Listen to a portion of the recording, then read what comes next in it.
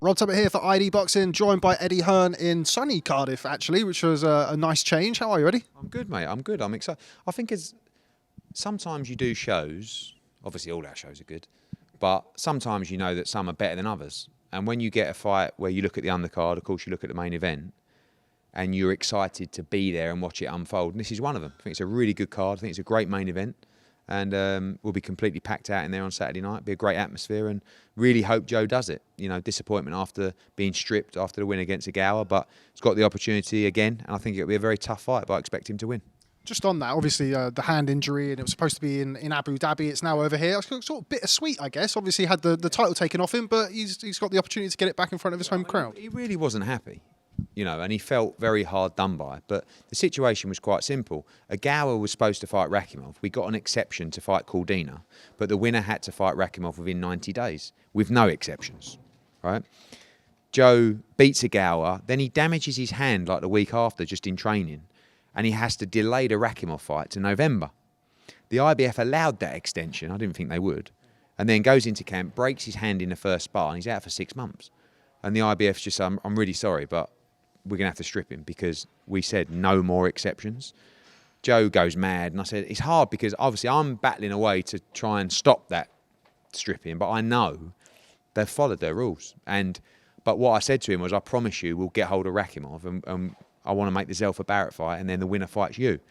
I don't think he probably believed it at the time, but he's lucky. You know, I mean, it could have gone a way where, you imagine beating Ogawa like that and then being out for like the wilderness for a couple of years, not being able to get your shot. So we've delivered, and it's his chance to deliver on Saturday night. And I think the momentum's still there from the Ogawa knockout for him personally and mentally, and in general from the fans as well. So a big night for him. Rakhimov, obviously a good fight. We've seen him box Zinga Fazile, Jojo Diaz over the years. His most recent fight against Zelfa Barrett, do you think Joe Cordina can take some positives from that and be encouraged by his performance? I mean, Zelfa hurt Rakhimov in the fight. And I think if that version of Rakhimov turns up, I think Joe will stop him. But if you let Rakhimov get into the fight, like Zelfa was really on top and then just started to get tired. You know, he hits you around the side of the head. He perforated his eardrum. You know, he can wear you down. And I think if this fight starts going 8, 9, 10 rounds, it will get real tough for Joe. But I think he can stop him inside of that. And I think he's going to walk him onto shots. And I really believe it could be another clinical knockout. Obviously, you know, Joe's going to be fully focused on this weekend, but the nature of your business means you always have to look ahead and see what kind of potentially could come next. What comes next for Joe Cordina, provided he's successful? Well, if you're talking about defences, and Zelfa looks good on Saturday night, I love that fight. You know, Cardiff against Manchester, 2 Brits for the world title. But Joe will have his mind on moving quickly and making up for lost time, and that comes via unifications. I think now, you know, when he won the title previously, there was, of course, the carrot of a big Shakur Stevenson fight. But now you look at the other champions, and there's some good ones. Shaquille Foster, who's old but good. I think Joe has a chance of beating them all. So we would be looking to move to unifications. If there wasn't one available, would love to do the Zelfa Barrett fight. But first of all, he's got to win on Saturday. Elsewhere on the card, look, with all due respect, it's sort of tradey, but in a good way, you know? Like, I think if you know your boxing, you understand what a good card this is. Luke Watkins against Jordan Thompson. Jordan Thompson, you know, looked $1 million for sort of 8.5 rounds against Vasyl Dukar, but kind of unravelled a little bit towards the end of that fight. This is a very important fight for him in his development. Yeah, really important, because the last fight showed us what we knew, which is he's a big puncher, sharp, looks the part, but when the pressure came on and he got hurt, he nearly lost the fight. So if you're an opponent now and you're Luke Watkins, you're saying, wow, you know, if I can ride the wave early of him being super sharp with those long arms and actually take him into deep waters, I can beat this guy. And Luke Watkins truly believes he could beat him. Actually, I said to Luke before, it's quite amazing. Like, we've been around obviously a while now, but he was around. It's almost like when we were not starting, and he was taking fights. He got beat by Lawrence Okoli, and I felt like he made some bad decisions early on, but he's been grafting away. He sort of found his way back into the scene. And then from there, all of a sudden, beats Jordan Thompson, goes world top 15, and he starts getting, I don't know, Riakporhe and, you know, Billum Smith or Okoli or the loser of that. And, you know, I don't know, Chev Clark's out there in a big fight. So he's thinking, Jesus, for everything I've been through, I could actually really put myself in a great position Saturday. Zelfa Barrett's got a good fight against Sanchez. Sandy Ryan, of course, with a massive opportunity. And like you say, tradey but great. Woodruff against Gavin Gwynn. Brilliant 50-50 fight for the British title between 2 Welshmen. Yeah, you kind of do what you usually do. Sometimes you spin through the rest of the card. I think it's because it's the last one as well. Yeah, you're going to ask me, so yeah. Just on that with Sandy Ryan, I mean, I kind of spoke to her earlier on and sort of mentioned the fact that, a couple of fights ago, it was not the end of the world, obviously, because she got the rematch and ultimately was successful. But did you expect her to be boxing for a world title so soon after that loss? The problem is, like, if you look at the career of Maria Houle, and then you look at the career of Sandy Ryan in terms of the opposition, like, she's beaten Anahi Sanchez, she's beaten Farias, like, she's beaten the former world champions. There's nowhere else to go. Now she's moving up. The problem against Houle is she's probably bigger than Sandy, although Sandy looks great. But the way Sandy's come back has been quite remarkable. And in women's boxing, you can move very quickly. Events can change very quickly. With Sandy, if she beats Houle, she'd probably fight McCaskill for undisputed straight off the bat. Then she could fight, I don't know, Clarissa Shields all of a sudden, or Katie Taylor, or I've no idea. So Chantel Cameron. I mean, so this is a massive fight for Sandy. And I really like what she's done since she lost that fight, because I feel like people were talking about her career was over, and it was, her fourth fight. So she's done remarkably well. Obviously, sticking with this weekend, big fights, not just, of course, here in Cardiff, but two dynamic, explosive punchers, Alen Babic versus Lukasz Rozanski. On Twitter, yeah. What happened with you and Alen Babic? Because, you kind of put him on shows. He was, seemed to be, getting that kind of garnering that cult following. Mentioned a few things, I think, a week or so ago about your relationship. What's your version of events? Just lost the purse bid, really. I mean, gave Alen was an international fighter that got incredible opportunities on our shows and deserved them because he was entertaining. Kind of was unlucky, but not unlucky with the whole WBC situation, in that he was supposed to fight Rivas, then Rivas got injured, and then we were ordered to do this fight, and it just took a long time. And then the purse bid came in.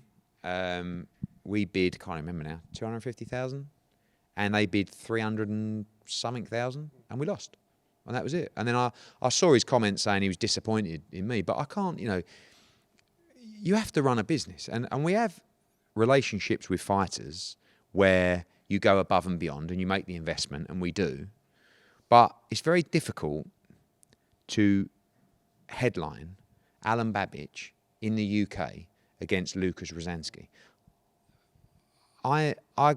Whatever you think of me, I'll tell you the facts. That fight flops in the UK, right, as a main event. And that kind of money, 400,000 nearly what it went for, is a main event money. So we had to bid to put it on an undercard somewhere. Now, they bid that money because they got government support from Poland. Congratulations. And I think he wins the fight. And I think he's going to make really good money. So I don't think there's a downside for it. I don't know. I haven't spoken to him. I messaged him the other week saying, you look great and best of luck. I really like Alen. I hope he wins. But that's it, really. We lost the purse bid, and we've never had a contract with Alen Babic. We've just given him chances, really, and he's been great. Back to the zone, of course, Gervonta Davis versus Ryan Garcia. Massive fight for the sport. Throw it out there straight away, I guess. Who are you backing? Well, I've gone round in circles a few times. I mean, I always thought Tank would win the fight. Then I started speaking to people like Reynoso and Saul and Shakur and Haney, like just at shows, and they sort of made me think the fight was a lot closer than I thought. But then I started thinking about it again, and I just go for a Gervonta Davis stoppage. I think as long as he's not tentative, as long as he is willing to force the fight, get inside, and let his hands go, I can't see anything but a stoppage for Gervonta Davis. And I think, you saw Ryan Garcia on the floor against Luke. He just hasn't been in with elite opposition, hasn't been in with devastating punches, and Gervonta Davis can really punch, but so can Ryan Garcia. I just think it's a brilliant fight. You mentioned there about Devin Haney, of course, formerly of Matchroom Boxing. He's got that big fight with Vasily Lomachenko. What's his contractual status? I mean, is he re-signing with Top Rank? I believe it's his last one. I mean, look, Devin's done great. He's on a lot of money now. I don't even know if we'd make him an offer. I'd love to bring him back, but, he's getting... So I think overpaid is harsh on fighters, but Devin's always been overpaid, and that's because Bill's done a great job. That's the way to do it. But I believe it's his last fight. And I also believe he'll move to 140. And if he does that, it might make sense to stay with Top Rank, because they could feed him Josh Taylor or Teofimo Lopez or whoever. I think he wins the fight against Lomachenko. Yes, I do. I think he wins nearly every round.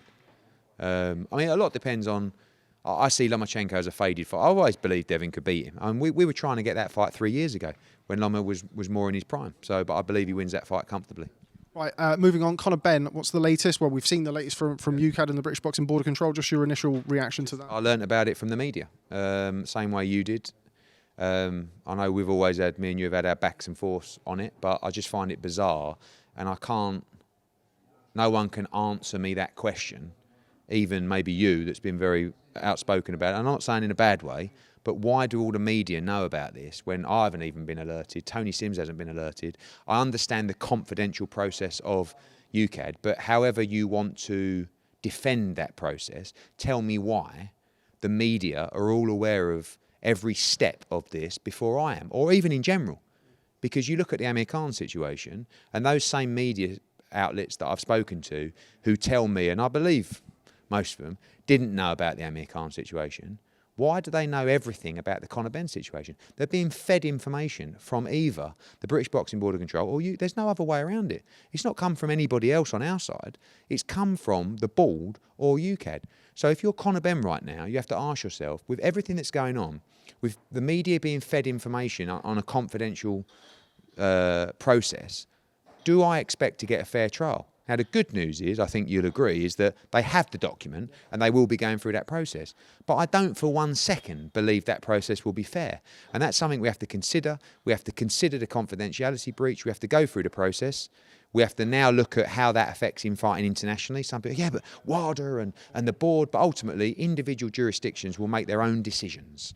And we know he can be licensed internationally. We don't want it to look bad on us. We want to follow the board's protocol. But I'm really not happy with the way it's being dealt with. And I think everybody, I don't think Conor's dealt with it great. I think the board have dealt with it horrendously, and particularly now. So my next question, I wish someone would say to Robert Smith, Robert Smith, you will ask Robert Smith, has Conor Benn, you'll ask the question, his answer will be, I can't comment on that. The whole situation is confidential, as he said with Amir Khan, right? I would love someone to say to him, how comes all the media knew about it?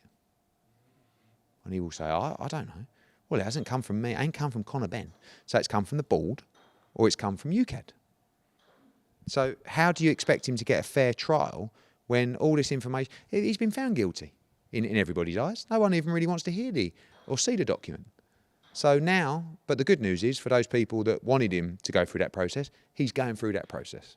Yeah, I think you kind of hit the nail on the head there at the end of it with going through the process and the fact that it's kind of underway now. We spoke a couple of weeks ago about the NADP. Does that look as though that's the route that it's going to take now, Conor, or his case will be heard by the National Anti-Doping Panel? Honestly, Rob, I have absolutely no idea. I'm not involved in any of that legal process. I wasn't involved with the WBC process. He's got his lawyers that will deal with that. It's a massive fight that he's in. He's right up against it. Because, as I said, in my opinion, people are out, people have an agenda against him. And I'm not saying he doesn't have to answer to this, because he does. I've no NAP, I don't know. I've no idea. But he's going to have to go through the process. We're going to have to sit down as a team and look at what's next. But I would like some answers. And if Robert Smith's there on Saturday, I will say to him, how do all these people know? And he will go, I don't know. Just on what you said earlier about kind of being licensed abroad, I've kind of heard you talk about it in interviews previously. Does this change anything with regards to that now, the fact that he's actually been officially suspended or pending an investigation? I mean, it's suspended ultimately in the UK. Whatever anyone wants to say about him being cleared by the WBC, he's been reinstated in the rankings, whatever way you want to look at it. So I know that individual jurisdictions will make their own decisions. This isn't really, can Conor Benn fight internationally? You know the answer to that. The answer is yes. Will the board take action on people who are involved with that fight? Do they have that jurisdiction? That is another question. And in the instances of Chris Eubank Jr., I'm sure Chris Eubank Jr. would fight under another licence to fight Conor Benn in the Middle East for that kind of money. But what would they do about trainers and promoters? The board have a massive agenda on this. You've never seen the board behave like this, ever, have you? I mean, Tyson Fury situation, completely confidential for years and years. In fact, people still don't want to talk about it. Amir Khan, confidential for 14 months. Other fighters that have failed UKAD tests, completely confidential. You never even hear about it. Conor Benn, boom, every media outlet knows everything.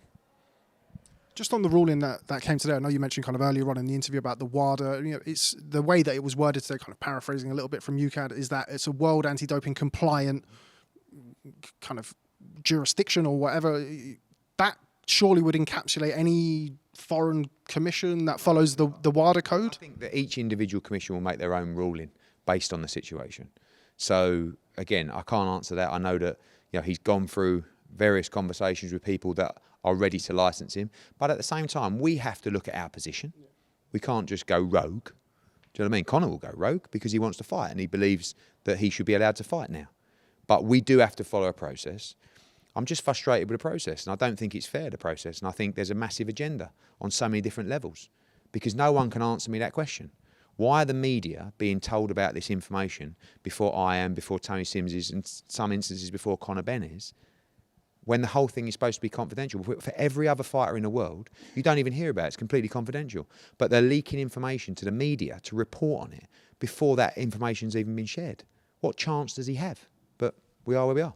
Final one on that. You just mentioned there kind of your position in it and Matchroom's position not wanting to go rogue. Now it's in, I mean, I agree with you. Now it's in a process, whether he's, cleared or banned or whatever, he's, the process has to be kind of observed and followed through.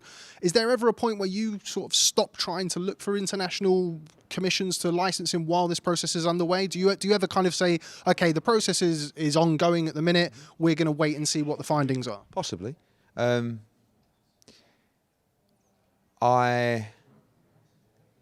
don't like the way it's been done, and it gets my back up. And it is underway now, like that, which is obviously But the whole process, like I keep asking you the question: I can't even ask you to answer. Is the information being leaked? Because the answer is it's impossible to say no, right? Yeah, I mean the fact that it's a confidential process and there's information that's gone out, I think it speaks for itself. Okay. Can anyone answer me why, in this occasion, it is? Sorry, you're right. But in answer to your question, it's got our backup. And we have to make the right decision for our business, for the sport, for Conor Benn. But it's pissed me right off. And I don't know what I'm going to do yet. Okay. Eddie Hearn, always a pleasure. Thanks very much for speaking to ID Boxing. Best of luck with the show this weekend. Thank you.